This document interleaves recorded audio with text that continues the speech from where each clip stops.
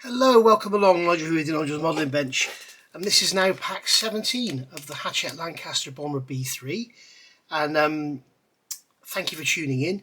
If you want to join in with me and build this, you can go to the QR code I've got on the screen now, or visit the website which is across the bottom, and you can go and see about getting yourself subscribed and build along with me. When you subscribe, you get all the freebies as they show you on there.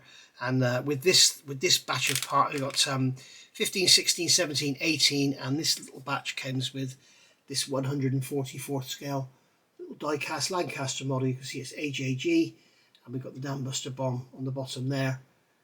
And yeah, very nice little model indeed. So, in pack 17, you will see that we have some parts now for the back end of the fuselage.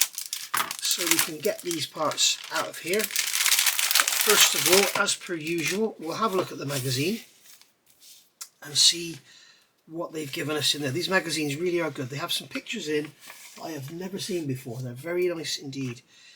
So you can see here, this is the contents of what we've got in this pack. So we've got our floor section, got some accumulators, and we've got some screws. Okay, so looks like we've got some metal screws there, so we'll be getting the tap wrenches out.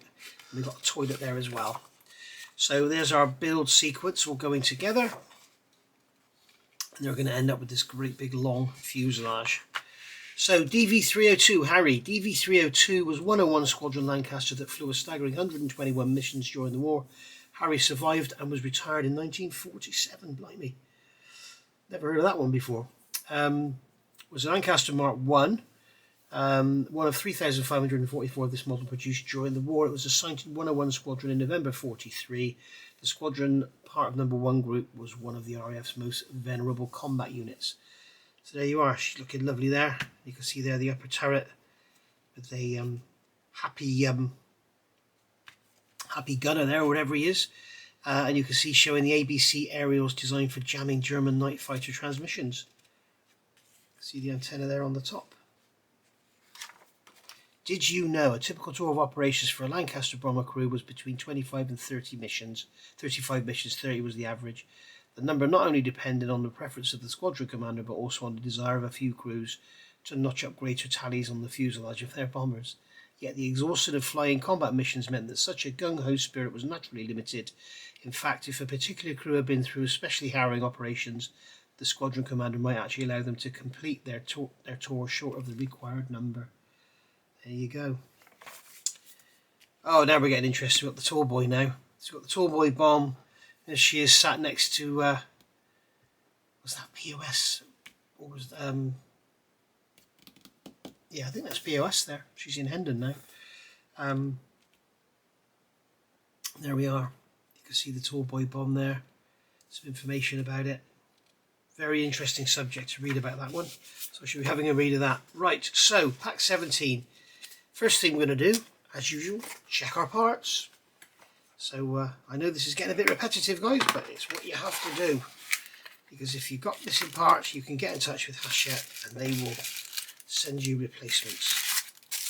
So we can put the box in the recycling. So we have this rear part here, which is all lovely wrapped in paper to protect it. Thank you very much, Hachette. So we have that part there, and then we have a bag of parts here. So we have our, what's that? Rear fuselage floor panel. We have a recuperator, a double recuperator, a toilet, and then we have some screws in there. So we've got BP screws, so they're going to be going into plastic. So we can get those out of there. There'll be one spare, so we'll only be using one of those. And then here we've got the DM screws. And again, there'll be one spare. They always give you one spare screw, which is good of them. Okay, so there we go.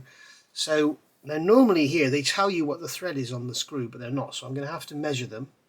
So we're going to get the light on. And we're going to get my calipers. This is a digital caliper. And we're going to measure this. They look like 2.2s. Oh, they're 2.3s. Okay, so what we'll do, we'll tap them 2.2. In fact, they look like 2.3 fine. I've got a 2.3 fine tap, so I'll probably tap them like that. We shall see.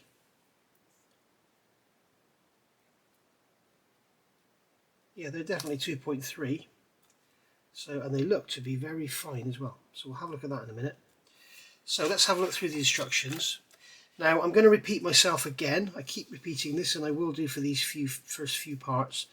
What they're asking us to do here is join this rear section onto the back of a built-up fuselage. So you're going to end up with this huge piece here. Then we're going to be moving on to engines and stuff. So my fear is if we don't come back to this for a good, sort of 6 months or whatever, then we're going to have this great big long piece of open part we've got to keep stored, keep the dust off it and everything. So what I've decided to do is, if you go back to pack 14, what they're asking us to do is, I've done other parts on here, but they're asking us to fit this rear floor here, okay? So that's going to go like that, and then they're going to get us to screw this main spar on, okay, just like so. Alright, so that's going to be sat like that. Then we're going to add this piece on here, and as you can see, it's just getting bigger and bigger, and it's this huge thing to store. And then the next pack, we're going to be adding even more to the back. So what I've decided to do is not join this rear floor section to the fuselage. So we've got the nose section, we've got that there, and then we've got this here to store in a box, which is going to be a lot easier than trying to store this great big long thing. If you haven't already seen it, I'm also doing a series of videos called Lancaster Bomber Revisited, where I'm going in and making some changes. You can see here is a modified front end. You can see we've changed seat belts on there. We've added seat belts to the navigator and the wireless operator. We've changed some colours around. We've added these knee pads into the front here. And as you can see, the colour is different as well. You can see this darker interior green, which I believe should be a lighter green, so I've changed the colour. And Hachette have said they're happy with me doing that, so that's very good of them. Thank you very much. So I'm going to get some taps out and get these holes, these threads get these threads cut in here, and then we'll get those screws in. Well, knock me over with a wet kipper. Those threads are already cut. Unbelievable. Have they been watching me? Are they going to start cutting the threads now? I don't know. So that's going to go onto there. The floor's going to fit over those lugs. Now that one there isn't going in very easily. So there we go. It almost stays there on its own. So we'll grab one of these screws.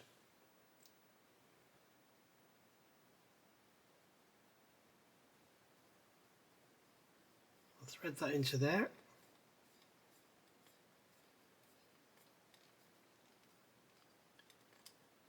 In fact, I've got some new screwdrivers. I'm going to use one of them. Okay, so these new screwdrivers, they fit the screws perfectly. This is a PH2, I think it is. It's actually on here as a 4 by 75 mil, but they were actually listed on Amazon as being Phillips screwdrivers with all the different numbers, 0, 1, 2 and everything. I think this is a 2. That ammunition box is coming off because I haven't glued it in securely. I haven't glued it in at all, because I want to remove it to paint it.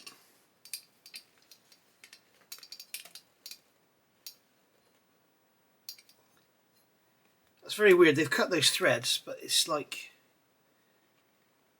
I don't know if it's supposed to be floppy.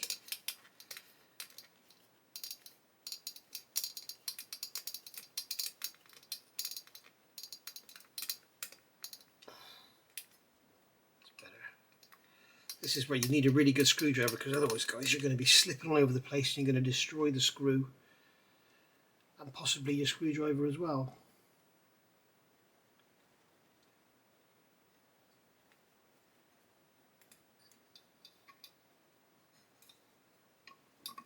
There we go, that's going in easier, that one.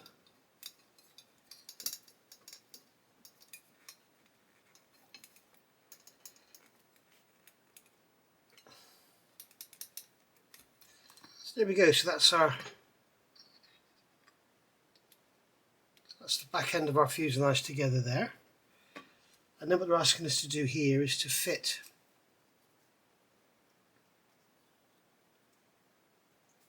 that over there, like so. And then we're going to turn it over.